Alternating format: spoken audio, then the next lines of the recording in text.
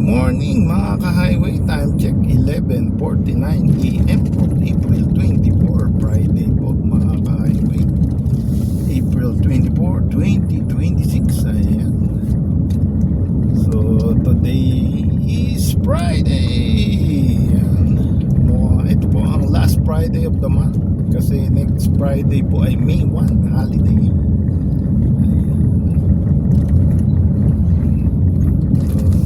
Gasoline check, fuel check, 95 po ang highest dito, 88 ang lowest. Tama ang tingin ko. Sa Union, sa Shell, 91 ang lowest, 109 ang highest. 109, ano yun na yun? B-Power diesel yata yun. Then yung 91 ay unleaded fuel safe gasoline. So katirikan po ng araw ngayon mga ka-highway, kitang kita nyo naman po ang init ng araw sa ating video.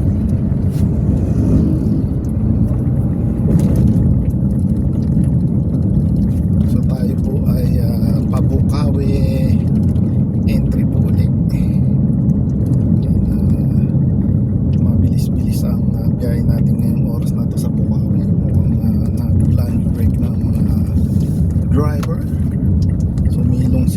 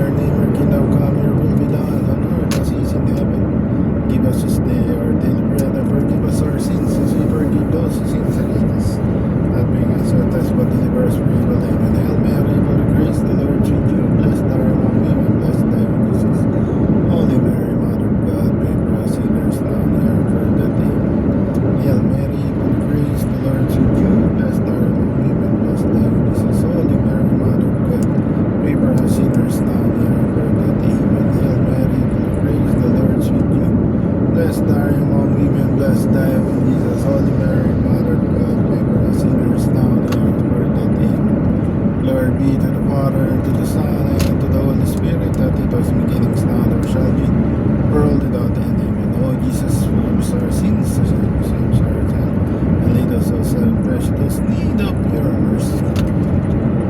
Lord Jesus, sorry po sa aming mga pagkakasala, pagkukulang at pagkakamali.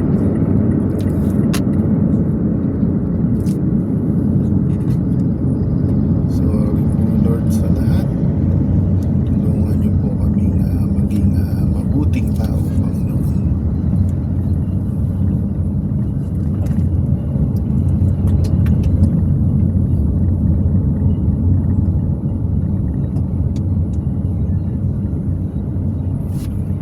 Salamat po't kami nagising.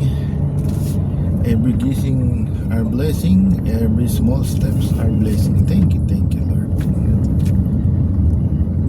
Sana po ay magkaroon na rin po ng kapayapaan sa buong mundo. Matigil na po ang giyera ng Iran at US, ng Ukraine at Russia, at matigil na po ang iba't ibang kaguluhan sa buong mundo, Lord. Maghari po ang kapayapaan, Panginoon.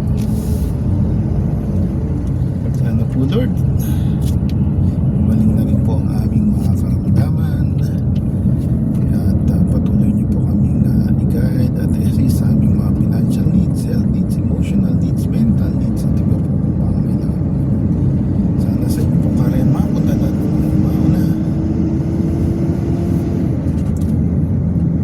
At kami rin po, Panginoon, pag oras po namin kami rin po ay makarating sa inyong paraiso at karayan. Sana gumaling na rin po ang aming mga karamdaman, Lord. Lord, thank you po sa lahat. We love you, Lord. Amen. Back to the road. Dito sa area ng Marilao na to, lagi nga pong nag-i-slow down. Hindi natin alam kung bakit. Oo, meron. Pero ang isang sanhi ng slowdown dito ay ang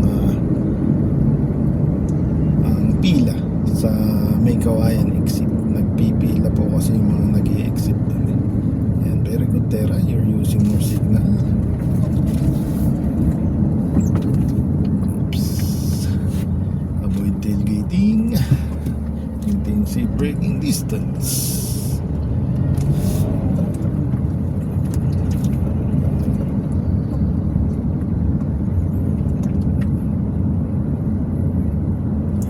Kainitan po mga ka-highway.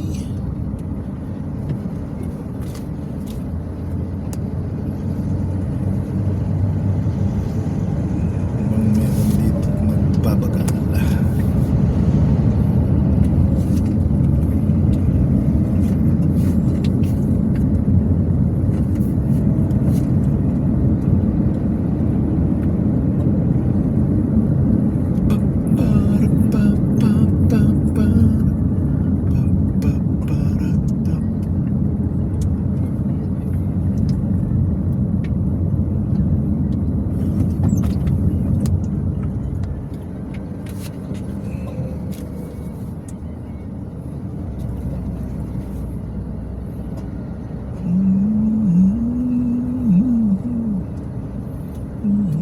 Full stop tayo dito sa overtaking lane. Mas mabilis pa yung nasa lane 2.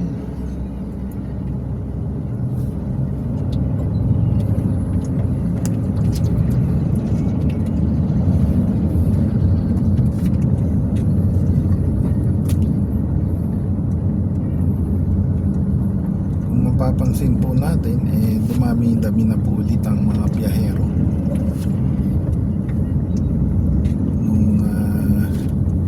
Mabababa ang fuel.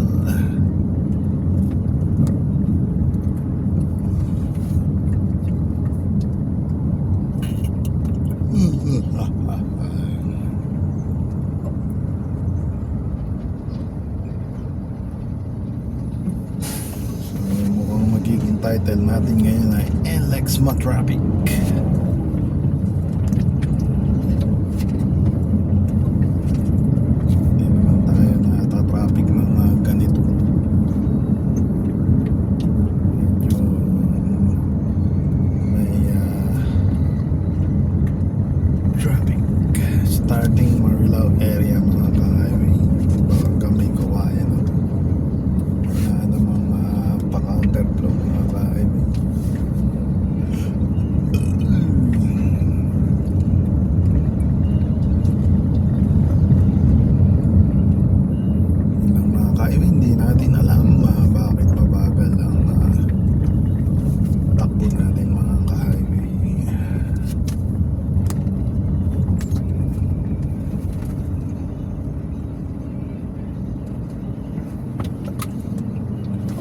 Hindi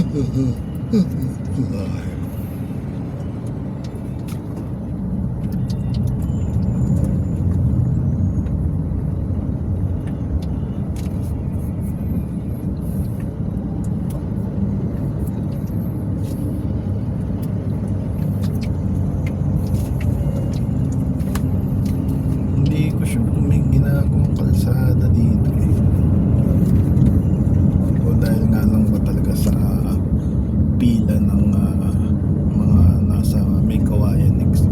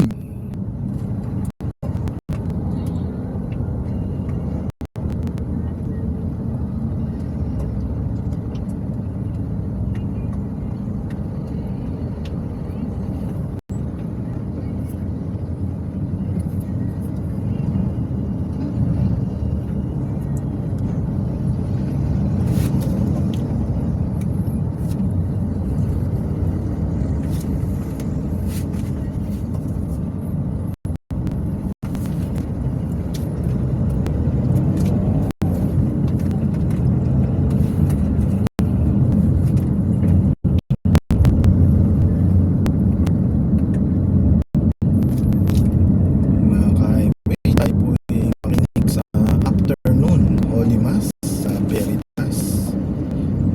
12:00 PM na po.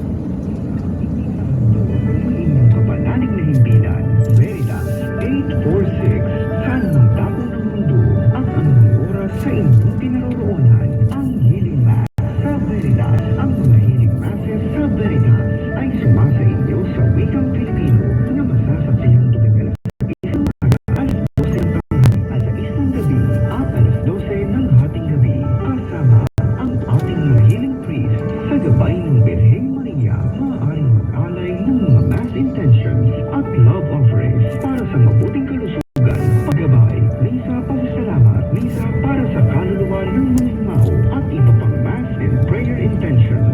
Bisitahin lamang ang aming website, veritasph.net. Maaari ring makapag-ugnayan sa pamamagitan ng Facebook page, TVRV 846, o magpadala ng mensahe kay Brother Jeffrey Austria ng Veritas Religious Department.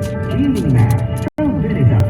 Saan man sa mundo, ang mga kababayan nating Pilipino, kasama niyo ang kapanalig na himpilan. Veritas 846, ang radyo ng simbahan. Sumainyo ang katotohanan. Tinig ng Diyos ang ating kailangan. Veritas 846, makinig.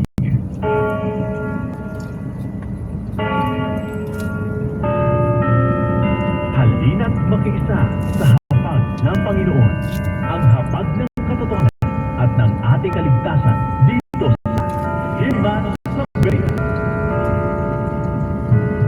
Magandang gabi po sa lahat, mga kapanalig. Ipinagdarasal ng Radyo Veritas ang lahat na intention para sa araw na ito.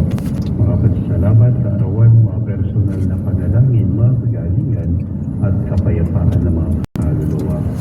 At sa intention po natin mga Eucharistic advocates, benefactors, and donors. Sama din po natin sa ating mga panalangin ang kapayapaan sa buong mundo, lalo na po sa gitnang silangan at ating bansang Pilipinas. Ngayon po ay Biyernes sa ikalawang linggo ng Pasko ng Pagkabuhay. Ang ating pagdiriwang ay pangunahan po ni Reverend Father Miguel Luares Sandes, O.Car.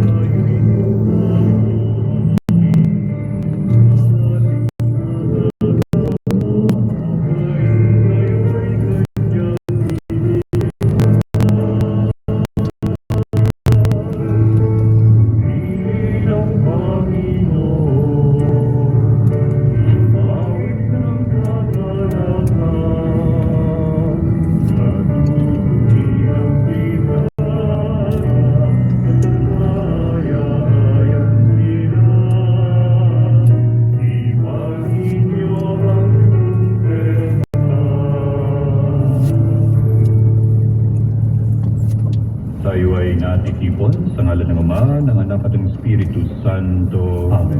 Ang pagpapala ng ating Panginoong Jesucristo, ang pag-ibig ng Diyos Ama at ang pakikipagkaisa ng Espiritu Santo naway sumainyong lahat. At sumayo rin.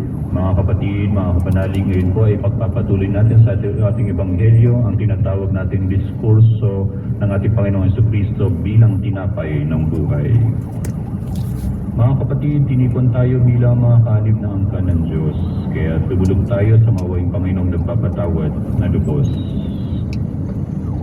Sinugod tagapagligtas sa mga nagsisisi, Panginoon, kaawaan mo kami. Panginoon, kaawaan kami. Dumating na ang tagapaganyayang mga makasalanay magsisi, Kristo, kaawaan mo kami. Kristo, kaawaan kami. Nakaluklok ka sa kanan ng Diyos Ama para ipamagitan kami. Panginoon, kaawaan mo kami. Panginoon, kaawaan kami. Kaawaan naman tayo ng makapangyarihan Diyos, patawarin tayo sa ating mga kasalanan at patnubayan tayo sa buhay na walang hanggan. Amen. Manalangin tayo. Ama naming makapangyarihan, ipagkaloob mong sa aming pagkilala ng iyong anak para sa amin na buhay talaga. Kami naway maging kasalo niya pakundangan sa pag-ibig ng Espiritong kanyang padala, sapagkat siya ang tagapamagitan sa walang hanggan. Amen. Ang salita ng Diyos mula sa mga gawa ng mga apostol. Noong mga araw na iyon, matindi ang pagnanais ni Saulo na usigin at patayin ang mga alagad ng Panginoon. Kaya sumapit siya sa pinakapunong sacerdote at humingi ng mga sulat para sa mga sinagoga sa Damasco upang madakip niya ang sinunang kaari sa bagong pananampalataya, mga lalaki, mga babae, at madala sa Jerusalem. Naglakbay si Saulo patungong Damasco. Nang siya'y malapit na sa lungsod, biglang kumislap sa paligid niya ang isang nakasisilaw na liwanag mula sa langit. Ano pa't nasubsob siya, at narinig niya ang isang tinig na nagsalita sa kanya. Saulo, Saulo, bakit mo ako inuusig? Sino po kayo, Panginoon? Tanong niya. Ako'y si Jesus, ang inyong inuusig, tugon sa kanya. Tumindig ka't pumasok sa lungsod. Sasabihin sa iyo roon kung ano ang dapat mong gawin. Natilihan ang mga kasama ni Saulo. Narinig nila ang tinig, ngunit wala silang makitang sinuman. Tumindig si Saulo at idinilat ang kanyang mga mata, ngunit hindi siya makakita. Kaya siya'y inakay nila hanggang sa Damasco.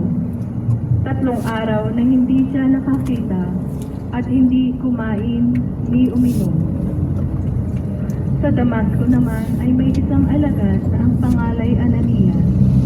Tinawag siya ng Panginoon sa isang pangitain. Ananias, ano po iyon, Panginoon?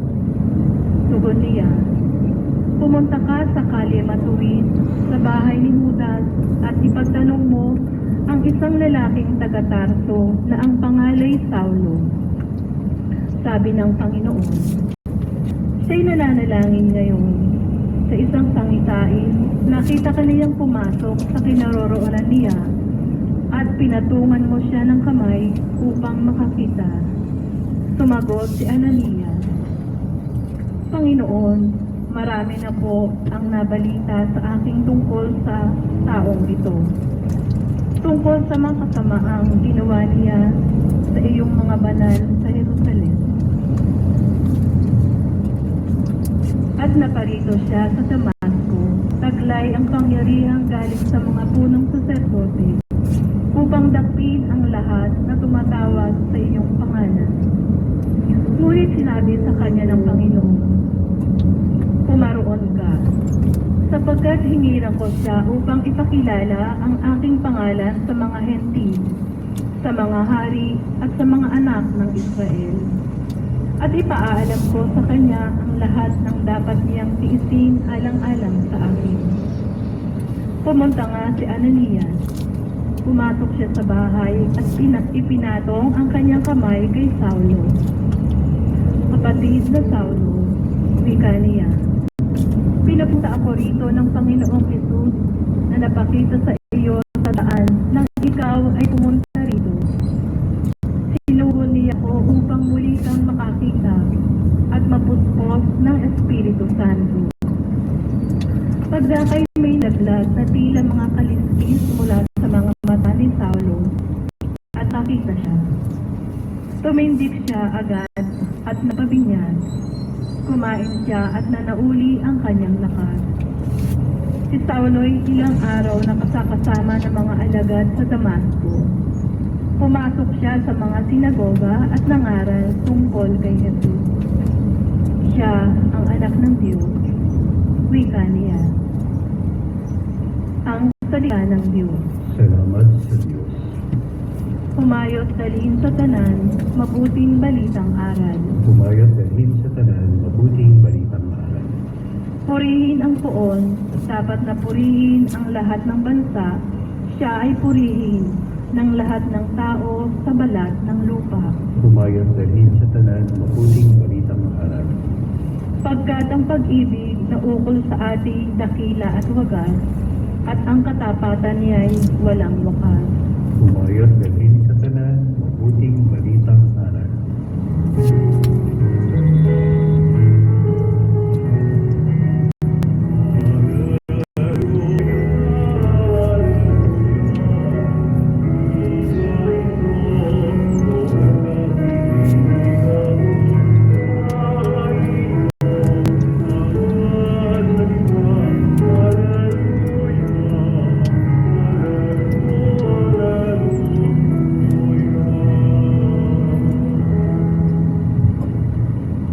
Sumainyo ang Panginoon At sumayo rin. ang pagpapahayag ng mabuting balita ng Panginoon ayon kay San Juan. Papuri sa iyo, Panginoon. Noong panahon iyon, nagtalo-talo ang mga Hudyo. Paanong maibibigay sa atin ang taong ito ang kanyang laman upang kanin natin? Tanong nila.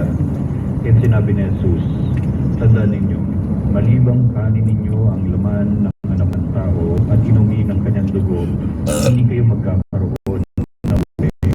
Kung makain ang laman at umiinom ng aking dugo ay may buhay na walang hanggan.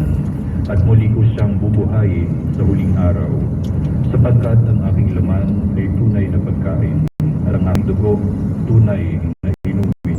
Ang kumakain ng aking laman at umiinom ng aking dugo ay nananahan sa akin at sa kanya. Buhay ang nagsugo sa akin, at ako'y nabubuhay dahil sa kanya. Hindi naman ang sinong kumain sa akin ay mabubuhay dahil sa akin. Ito ang pagkain bumaba mula sa langit. Ang kumakain ito ay mabubuhay magpakailanman. Hindi ito katulad ng kinain ng inyong mga magulang sa ilang. Namatay sila bagamat kumain niyon. Sinabi nito ni Jesus nang siya'y nagtuturo sa sinagoga sa Capernaum. Mga kapatid, ang mabuting balita ng Panginoon. Sinupuri ka namin, Panginoong Jesucristo. Kaya itong sa mga diskurso o discourse ng ating Panginoong Jesucristo, dito lang talaga napagpato na kailangan talaga ng program or ng kurso ng filosofiya para maintindihan yung mga sinasabi sa bawat skriptura, no? So hindi siya literal, mas lalo na katulad dito sa Ebanghelyo ni Juan. So ngayon, sa pansamantala tayong hihinto, no, sa Gospel ni John sa araw na ito, kasi bukas ay kapistahan po ni San Marcos, no, ang isang evangelista. That's why we're going to shift muna tomorrow doon sa Ebanghelyo niya. At yun din ay ito yung parang pang-concluding muna natin para sa third week of Easter, no? So yan. So sa gitna ng kagalakan natin ng pag-celebrate, pagdiriwang natin itong ng Pasko ng muling pagkabuhay or Easter, ay patuloy tayong iniimbitahan, inaanyayahan ng ating Panginoon na pag-ginayan hindi lang kanyang pagtagumpay o yung kanyang tagumpay laban sa kamatayan, kundi ang paraan kung paano niya ibinabahagi sa atin ang bagong buhay.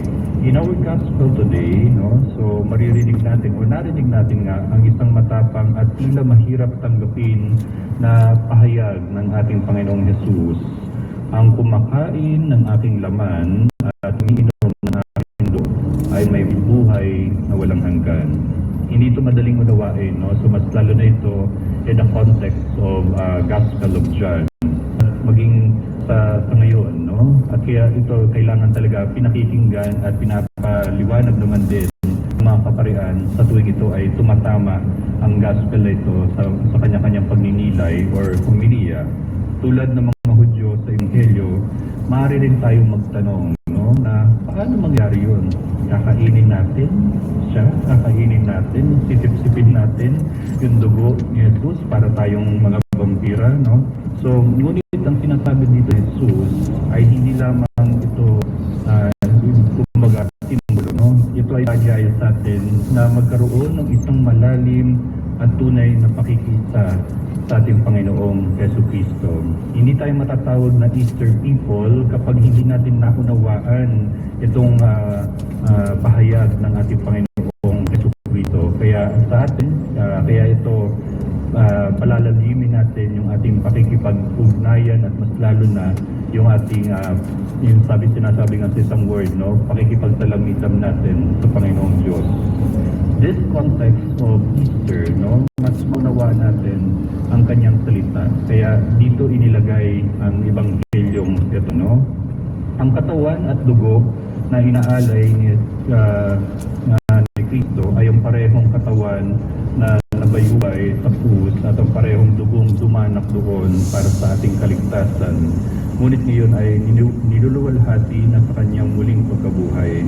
Kaya tuwing tayo ay tumatanggap at gayon din mas lalo na umaattend tayo sa misa, tinatanggap natin siya sa komunyon, hindi lamang alaala ang ating tinatanggap natin ang buhay na si Kristo na muling nabuhay, no? So yung kanyang life, no, I mean buhay.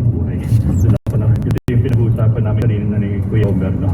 Kung paano nga ba kaliwanagan, no? Buhay, no? So yun yung pagtanggap natin sa kanalan at irin yung buhay ni Kristo, no? Kapag sinasabuhay natin ang kanyang buhay, ibig sabihin ay we are in one with Him, no? So tanggap natin sa komunyon. Ang Eucharistia, ang misa, kung gayon, ay hindi lamang to ritual, no? Kaya nga sa atin, di ba, napapakinggan natin sa Veritas, kapag tayo ay attend ng online masses, no, hanggat maaari gawa din tayo ng altar, no, magsisindi tayo ng kandila, maglalagay ng crucifixo, at yun din ay kung kayong tumayo, tatayo din tayo, no, sa ating mga gawain sa misa. So hindi lamang ito ritual, hindi lang basta ito liturgy. Ito ay pakikibahagi doon sa buhay ng muling na buhay ng ating Panginoong Jesucristo, no? The life ng resurrected Christ, no? Kaya doon tayo matatawag na Easter people kapag tayo ay nabuhay sa atin ang buhay ni Kristo. Thank Easter. Talagang itong pumili ko ngayon. Ito ang nagbibigay sa atin ng lakas upang mabuhay bilang mga taong binago ng kanyang pag-ibig. Mga taong marunong magpatawad, no? Kaya hindi tayo matatawag ng Easter people kapag hindi na igawad ang pagpapatawad, no, sa mga nagkasala sa atin at hindi tayo nakahingi ng pagpapatawad at hindi tayo nagsisisi pa sa ating mga kasalanan. At kung hindi tayo marunong magmahal, hindi tayo marunong umibig ulit, no, ay tayo ay matatawag din ng Easter people. At kakibat ito ay yung sakripisyo ng buhay at hindi rin dito extended si Kristo at ang ating inang Maria sa katotohanan. Ngunit may hamon din sa atin ang Ebanghelyo pa, no? Kung tayo ay tumatanggap kay Kristo, dapat tayo ay maging katulad niya. Ang tumatanggap din sa katawan ni Kristo ay inaasahan maging katawan o kinakatawan ni Kristo, the body of the church, no? Pasaiba, nagkapaghatid ng pag-asa sa mga nalulumbay, pagkain sa mga nagugutom, at liwanag naman sa nakakaranas ng dilim, no? Kaya mga kapatid, mga kapanalig, tayo ay inaayang lapit, tumanggap at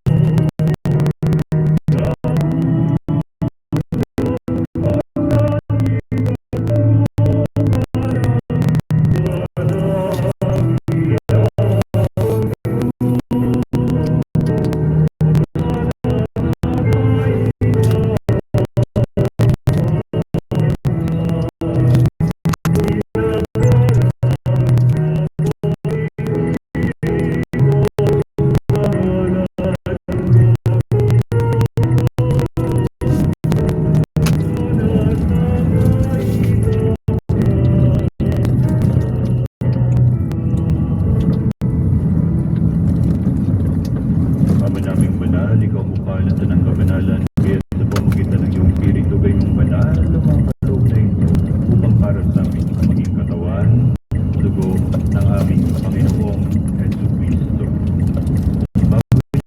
Ang loob na maging handog, nawa kanya tinapay, pinaghati-hati niya yun, inubot sa kanyang mga alagad at sinabi, tanggapin ninyo natin ito at ito ang aking katawan na iahalo para sa inyo.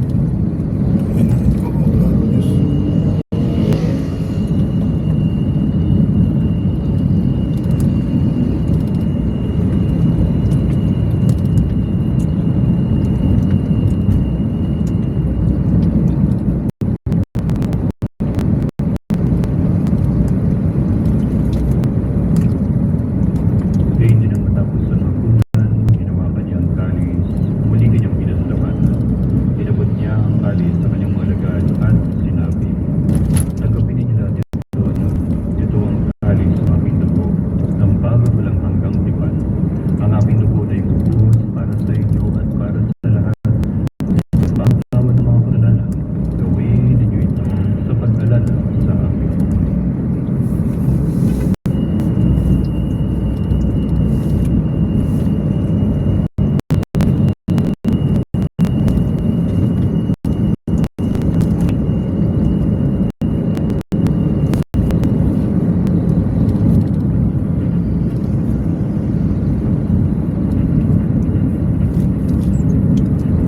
Ipagpunyin natin ang misteryo ng pananampalataya.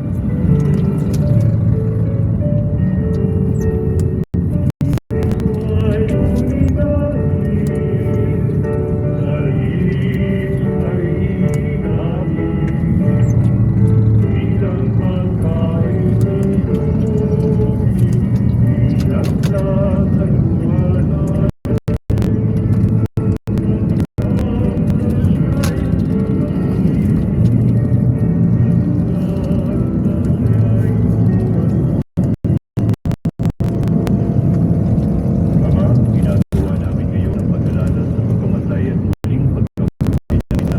Itinaari namin sa iyo ang tinapay na ibibigay at ang kalis na nagkalap ng kaligtasan. Kami papasalamat dahil kami iyong minarapat na tumayo sa harap mo para maglingkod sa iyo. Isinasamo namin kami magsalo-salo sa katawan at dugo ni Kristo, may mabuklod sa pagkakaisa sa pamamagitan ng Espiritu Santo. Ama, lingapin mo yung simbahan na gap sa buong daigdig. Pusin mo kami sa pag-ibig. Kaysa ni Leon ang aming Santo Papa, ni Elias na aming Obispo, ng Tanang Kaparian, mga religyoso at religyosa at ang aming lingkod sa simbahan. Alalahanin mo rin ang mga kapatid naming nahimlay na may pag-asang sila ay muling mabuhay. Kaya sa lahat ng mga pumanaw, gawaan mo sila sa patuloy sa iyong lunaga. Gawaan mo ang ginawa, pag-itapatin sa aming lahat, ang pagtalo sa iyong buhay, walang wakas. Kaysa lang ang Birhen Maria, na Diyos, ang Birhen ng Veritas. Kaysa ng kanyang kabiyak ng puso, na si San Jose. Kaysa ng mga apostol at lahat ng mga banal na nabuhay din sa daigdig ng kalugod-lugod sa iyo. May pagtibot-wa namin ang pagpupuri sa kasalanan mo sa pamamagitan ng iyong anak na aming Panginoong Heso Kristo.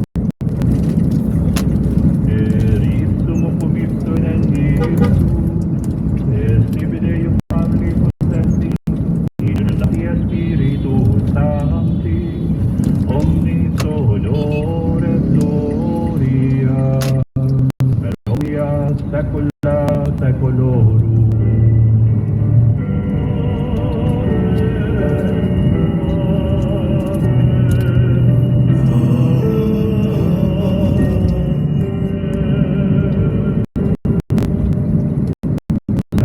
Pilin galing na utos sa turo ni Jesus na Panginoon natin at Diyos, ipahayag natin ng lakas ng loob.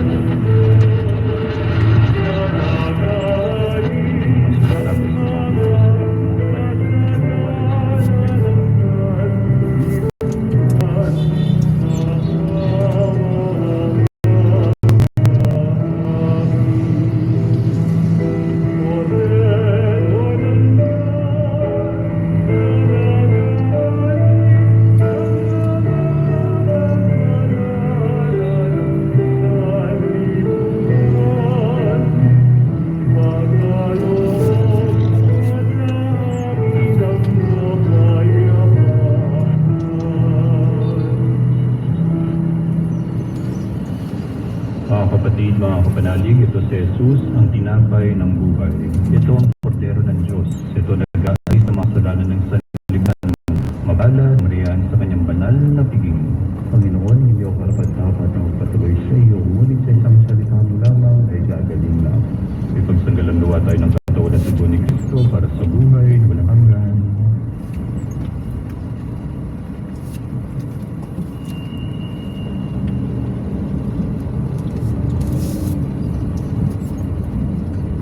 Mga kapanalig, ating dasalin ang komunyon espiritual. O Jesus, nananalig ako sa banalahan mo sa kabanal-banalang sakramento. Minamahal kita higit sa lahat at hangad ka ng aking kaluluwa. Hindi ko man matatanggap ngayon ang iyong katawan at dugo. Inaasahan ko na patuloy kang mamumuhay sa aking puso. Naniniwala ako na narito ka at kaisa ka ng aking buong pagkatao. Huwag mong ipahintulot na mawalay ako sa iyo. Amen.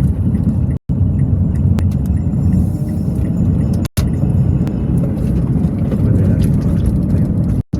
Protection. Dating mahal sa Pilipinas. Panginoong Diyos na nagawa ng ating buhay. Sa mga oras na ang namin ay napupulo ng ingay ng lumalapit kami sa iyo ang may Biyayaan sa iyo ang mga pagiging na lumaranas ng digmaan, abot at madala. Sabi mo mga pamilya, mga bata, at lahat ng inosenteng naapektuhan ng karahasan. Palitan mo at bigyan sila ng lakas ang pag-asa. Patahimikin mo ang puso at matulog ng mga bansa.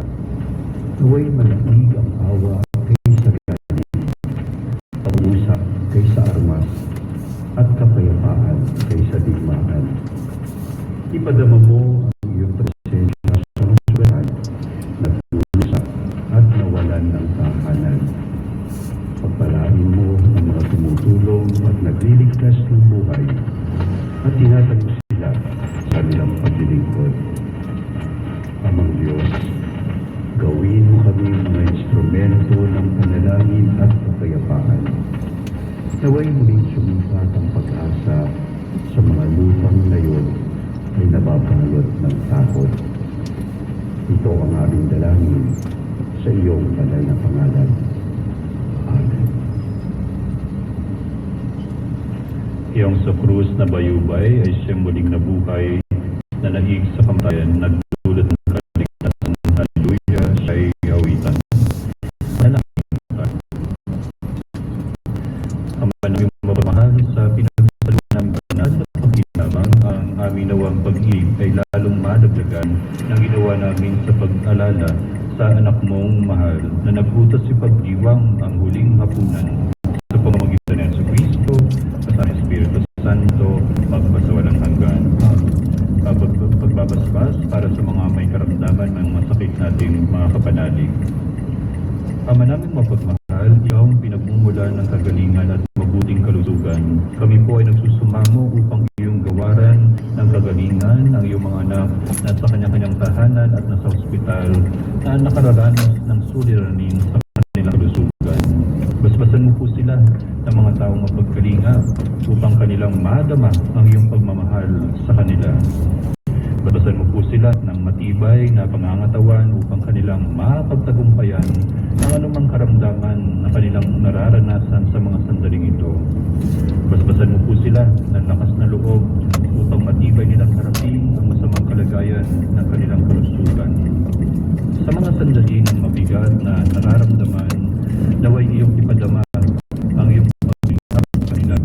Ialay nawa nila ang kanilang pinagdaraanan bilang kanilang pakikisa sa iyong pagpapakasakit sa krus. Tanda ng iyong pagmamahal sa sanlibutan. Naway maging ganito sa kanilang kabanalan. Ang naman ito ay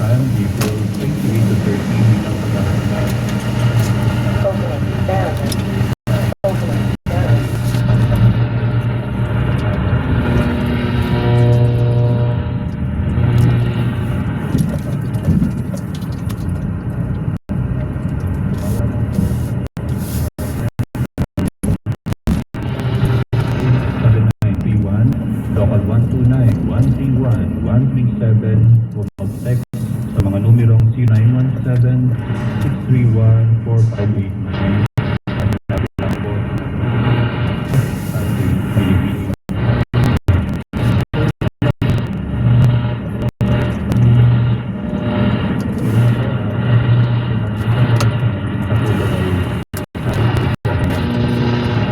Sa Veritas hanggang alas 2 ng huling araw kinabukasan.